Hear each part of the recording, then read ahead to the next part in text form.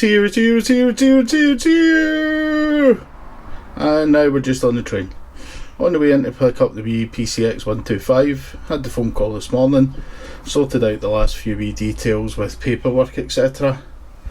And just paid the rest of the deposit and organised all the wee bits and bobs.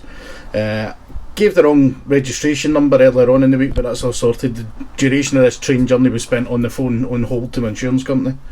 So it's done now. So here we go.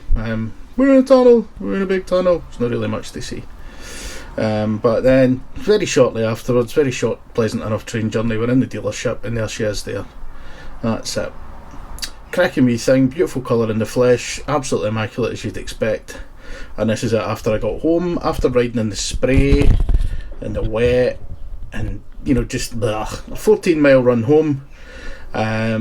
Ticked avoid motorways on the sat-nav bit on the phone, just put my quad lock holder there on the handlebars.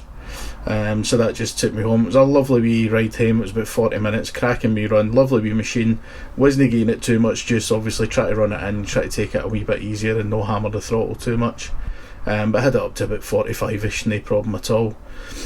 Still trying to get the hang of this keyless thing. It's just totally thrown me off, but hey ho, getting there.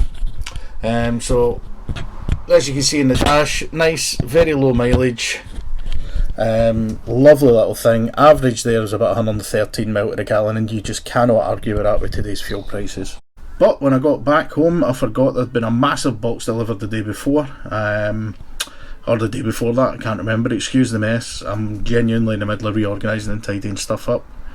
Inside this ridiculously massive box, it's about as tall as my total tool stack. It's about 4 foot tall. It's crazy.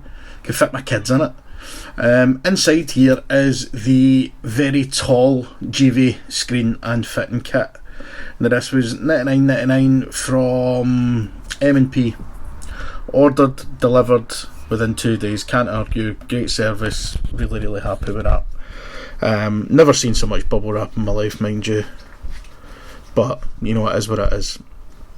The box itself, hiding away inside it, there's the big screen. So what I've done is I've pulled the screen out. I think it looks bigger than it's going to actually be on the bike, to be honest with you. It looks enormous when you're just looking at it, but I picked this one for the bad weather, for commuting, because it's got the little kind of bits at the side there that look like they're going to act as like wind deflectors almost for your hands. Keep some of the crap off you, because I'm really not a fan of putting muffs on anything. I really can't face it. I'd rather do something like this.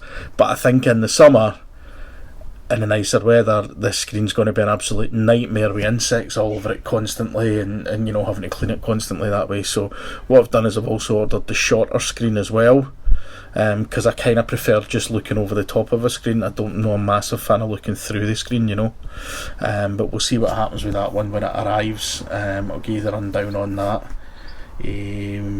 What we've got to do next then is, apart from a massive run to the dump with all this recycling, got the luggage rack there to install.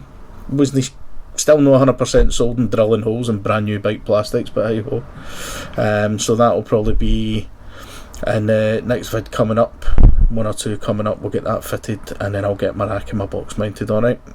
Other than that, next one I'm going to try and get you out on the GoPro on the helmet cam, take you with me for a wee run, and we'll see what it's like then.